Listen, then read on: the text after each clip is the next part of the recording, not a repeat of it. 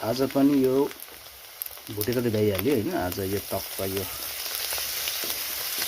भैँसीको मासु हैन मसला हालेर टक्क भुटेर रातो बनाइसकेपछि मसला हालियो।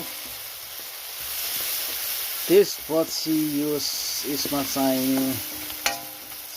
अब टमाटर चाहियो हैन।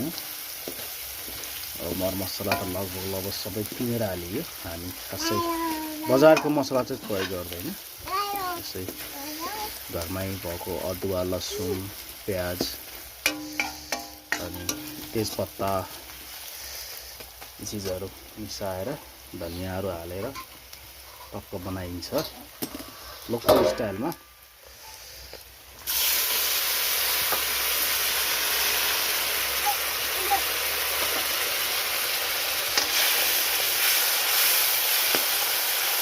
यार एउटा त काट्नै बिर्सेको यार।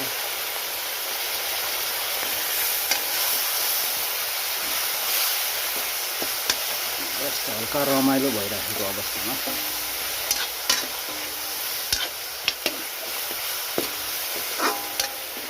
यति भयो त बबाल सुकुटी पनि सुकाएको जस्तो बबाल भयो है भुटेर बबाल